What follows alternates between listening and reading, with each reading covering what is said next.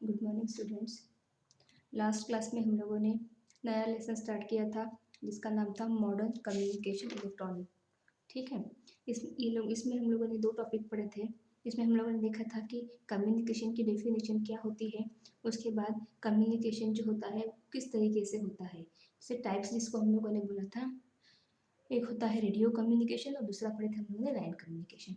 फिर उसके बाद हम लोगों ने एक इम्पॉर्टेंट टॉपिक पढ़ा था जो एग्जाम में हमेशा आता है, जिसको basic elements of communication system बोलते हैं। ठीक है। ये इंपॉर्टेंट टॉपिक था, 3 मार्क्स के लिए बताया था तुम लोगों को कि एग्जाम में हमेशा पूछते हैं।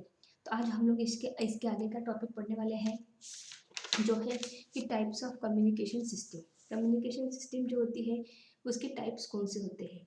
तो मेन जो 3 इंपॉर्टेंट टाइप्स है वो है वन वे और टू वे कम्युनिकेशन, जिसको सिंप्लेक्स और डुप्लेक्स कम्युनिकेशन भी बोलते हैं। उसके बाद सेकंड है analogue and digital communication system, और तीसरी है बेसबैंड और मॉड्यूलेटेड कम्युनिकेशन सिस्टम। ऐसे 3 तरीके के कम्युनिकेशन सिस्टम्स जो है वो रहते हैं। एग्जाम के लिए भी टॉपिक इम्पॉर्टेंट है। किसी भी एक टाइप पे जो है नोट लिखने के लिए बहुत बार एग्जाम में आता है। ठीक है। तो कम्युनिकेशन सिस्टम जो होती है 3 टाइप में आती है, one way, two way, analogue digital, baseband and modulated communication system. इसमें हम लोग सबसे पहले देखेंगे कि वन वे और टू वे कम्युनिकेशन क्या होता है। बराबर है। अब देखो, जैसे वन वे कम्युनिकेशन जो होता है is also known as a simplex communication, और two way communication is also known as a duplex communication. अब हम लोग देखेंगे कि वन वे कम्युनिकेशन कैसे होता है और टू वे कम्युनिकेशन किसे बोलते हैं। ठीक है। तो जैसे इसका नाम है वन वे, इसका मतलब ये एक ही डायरेक्शन में रहेगा। इसका मतलब अगर दो मशीन अपने पास है तो एक ही मशीन से इंफॉर्मेशन दूसरे मशीन में हम लोग सेंड करेंगे, दूसरे मशीन से इंफॉर्मेशन पहले मशीन में नहीं आएंगी। या अगर ह्यूमन कम्युनिकेशन की बात करेंगे तो एक इंसान मोबाइल पे बात करेगा तो दूसरा सुनेगा, उससे कोई रिप्लाई नहीं आएगा। ठीक है। तो this type of communication is known as one way communication और सिंप्लेक्स कम्युनिकेशन।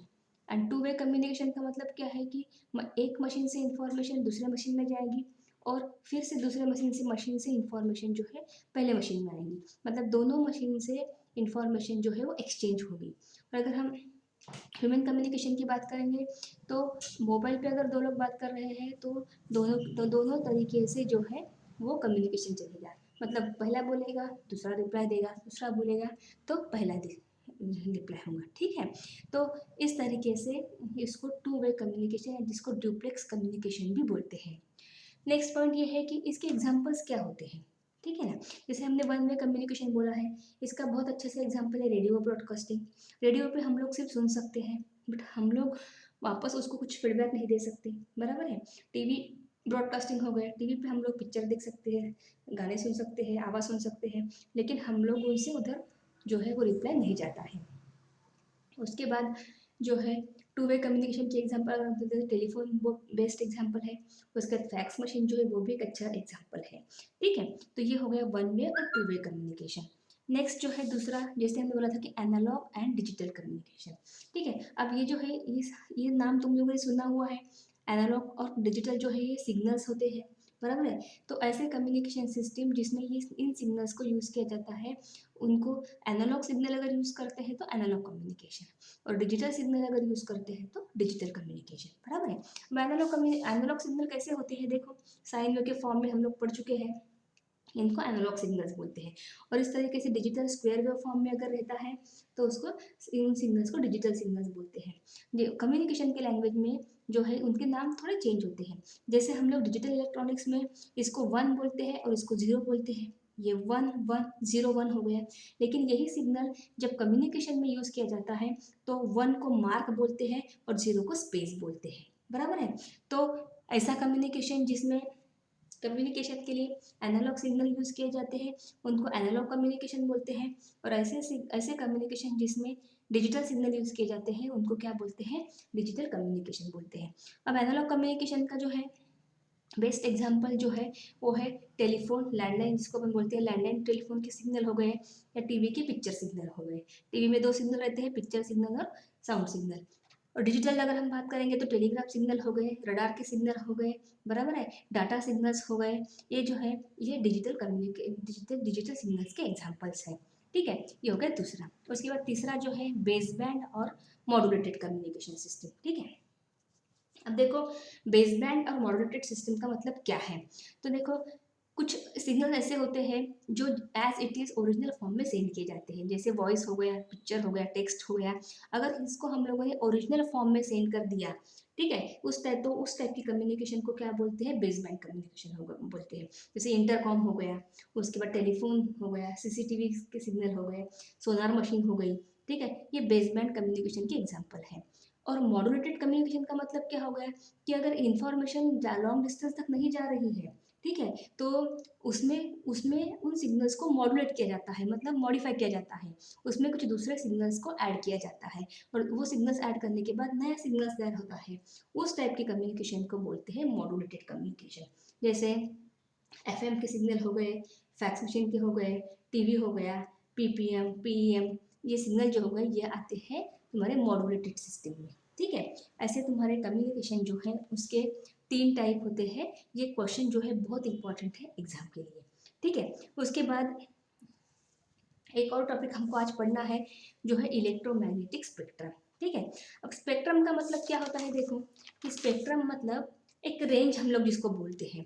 ठीक है, तो स्पेस में क्या होता है, सबसे पहले हम लोग तो इलेक्ट्रोमैग्नेटिक स्पेक्ट्रम पढ़ने के पहले इलेक्ट्रोमैग्नेटिक सिग्नल्स को पढ़ेंगे। इलेक्ट्रोमैग्नेटिक सिग्नल का मतलब क्या होता है। ठीक है, तो ऐसे सिग्नल जो स्पेस में ट्रैवल करते हैं, मतलब जिसको ट्रैवलिंग के लिए किसी भी तरह का मीडियम नहीं लगता है, उन सिग्नल्स को इलेक्ट्रोमैग्नेटिक सिग्नल्स बोलते हैं।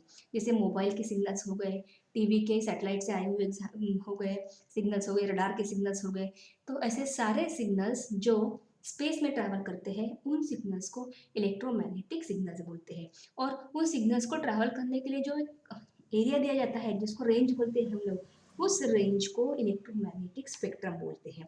और इस स्पेक्ट्रम में छोटा सिग्नल सबसे पहले जाता है, उसके बाद उसकी ज़्यादा फ्रीक्वेंसी वाला, उसके ज़्यादा फ्रीक्वेंसी वाला, ऐसे उसमें रेंज रहती है।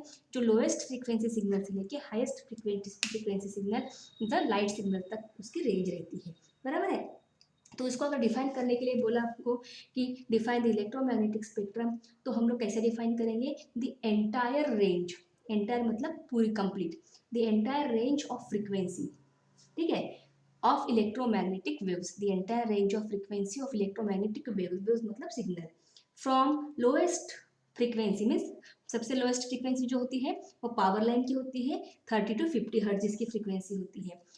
From the power line means lowest frequency like power line and audio signals to the infrared and visible light जिनकी फ्रीक्वेंसी सबसे ज़्यादा होती है, is called as electromagnetic spectrum. ठीक है, इलेक्ट्रोमैग्नेटिक स्पेक्ट्रम क्या है, एक ऐसी रेंज है जिसमें लोएस्ट फ्रीक्वेंसी से लेके हाईएस्ट फ्रीक्वेंसी तक सिग्नल जो है एक रेंज में ट्रैवल करते हैं। इसमें सबसे कम फ्रीक्वेंसी का सिग्नल पावर लाइन का सिग्नल या ऑडियो सिग्नल होता है जो 30 से लेके 50 हर्ट्ज तक रहता है। और मैक्सिमम फ्रीक्वेंसी सिग्नल कौन सा होता है, विजिबल लाइट का या इंफ्रारेड रेज का होता है। बराबर है। The entire range of frequencies of electromagnetic waves from power line and audio signal to the infrared and visible light is known as a electromagnetic spectrum. ठीक है, अब फिर इलेक्ट्रोमैग्नेटिक स्पेक्ट्रम में कौन से सिग्नल आते हैं, तो ये चार्ट दिया है। ठीक है, ये चार्ट में यहाँ कंप्लीट दिया हुआ है कि सबसे पहले कौन सा सिग्नल आता है, इसके बाद कौन सा सिग्नल आता है। ठीक है, तो ये एग्जाम में नहीं आता है, समझ में है ना, ये एग्जाम में नहीं आता है, मतलब ये तो अपने हमको इन्फॉर्मेशन के लिए है। ये चार्ट तुमको मैं सेंड करूँगी नोट्स जब भेजूंगी तब, तो यहाँ से नाम पढ़ना है तुमको, उसकी फ्रीक्वेंसी कितनी होती है, उसके एग्जाम्पल्स क्या होते हैं, ये अपने इन्फॉर्मेशन के लिए है। ठीक है, ये एग्जाम के लिए नहीं आता है। ठीक, ये हो गया इलेक्ट्रोमैग्नेटिक स्पेक्ट्रम। उसके बाद और एक कंसेप्ट है छोटी सी जिसको बैंडविड्थ बोलते हैं। ठीक है, अब बैंडविड्थ मतलब क्या है, तो तुम लोग फिजिक्स में पढ़ चुके हो कि दो सिग्नल के बीच का डिफरेंस जो होता है उसको हम लोग क्या बोलते हैं, बैंडविड्थ बोलते हैं। तो सिंपल सी डेफिनेशन जिसकी क्या होती है कि higher frequency minus lower frequency is known as a bandwidth. मतलब F2 अगर हाईएस्ट फ्रीक्वेंसी है और F1 अगर लोअर फ्रीक्वेंसी है तो बैंडविड्थ क्या होंगी, F2 माइनस F1 होगा। बराबर है। अब इलेक्ट्रोमैग्नेटिक स्पेक्ट्रम के लिए हम लोग उसको कैसे डिफाइन करेंगे, the portion of electromagnetic spectrum occupied by the signal is called as a bandwidth. इसका मतलब क्या है, देखो कि अगर फ्रीक्वेंसी सिग्नल ने F2 से लेके F1 तक इतना स्पेस लिया हुआ है ट्रैवल करने के लिए, तो वो जो फ्रीक्वेंसी रहेंगी दोनों के बीच की, उस उतना पोर्शन उस सिग्नल को लग रहा है, इसीलिए क्या बोला है, the portion of electromagnetic spectrum. Electromagnetic spectrum का जितना पोर्शन सिग्नल ने ऑक्यूपाई किया हुआ है उसको क्या बोलते हैं, बैंडविड्थ बोलते हैं। या उसको और अपन दूसरे लैंग्वेज में क्या बोल सकते हैं, अपर फ्रीक्वेंसी माइनस लोअर फ्रीक्वेंसी, जिसका फॉर्मूला क्या बनेगा, F2 माइनस F1। F2 क्या है, अपर फ्रीक्वेंसी है, और F1 क्या है, लोअर फ्रीक्वेंसी है। उसके बाद इसी बैंडविड्थ से लेके और एक छोटी सी कंसेप्ट है, इसको बोलते हैं चैनल बैंडविड्थ।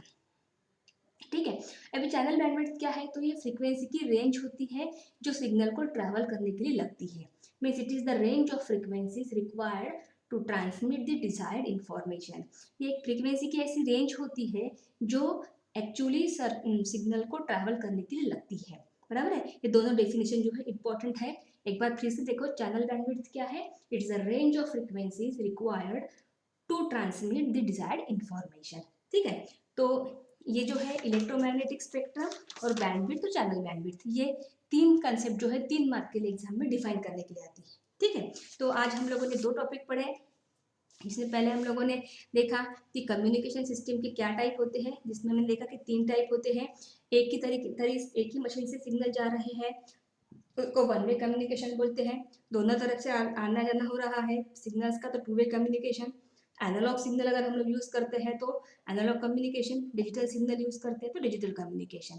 ओरिजिनल सिग्नल जैसे कि वैसे सेंड करेंगे तो बेसबैंड कम्युनिकेशन, उस सिग्नल को मॉडिफाई करके भेजेंगे तो मॉड्यूलेटेड सिग्नल। ठीक है, उसके बाद हम लोगों ने देखा इलेक्ट्रोमैग्नेटिक स्पेक्ट्रम, जो ऐसी रेंज होती है सिग्नल की जिसमें अपर लोअर फ्रीक्वेंसी से लेके हाईएस्ट फ्रीक्वेंसी तक जो है वो सिग्नल ट्रैवल करते हैं। उसके बाद हमने बैंडविड्थ देखे कि अपर फ्रीक्वेंसी माइनस लोअर फ्रीक्वेंसी, और उस चैनल बैंडविड्थ किसको बोला था हम लोगों ने, कि फ्रीक्वेंसी की एक ऐसी रेंज होती है जो सिग्नल को ट्रैवल करने के लिए रिक्वायर्ड होती है। बराबर है, तो आज के लिए हम लोगों ने 2 टॉपिक पढ़े, इसके नोट्स में तुम लोगों को सेंड करूंगी। तुमको कॉपी में अच्छे से लिखना है, और ये वाला टॉपिक 3 मार्क के लिए इंपॉर्टेंट करना है, और उसके पहले वाला भी टॉपिक जो है वो 3 मार्क के लिए इंपॉर्टेंट करना है। ठीक है, तो स्टूडेंट्स आज के लिए इतना ही। नेक्स्ट क्लास में हम लोग नेक्स्ट टॉपिक पढ़ेंगे। ठीक है।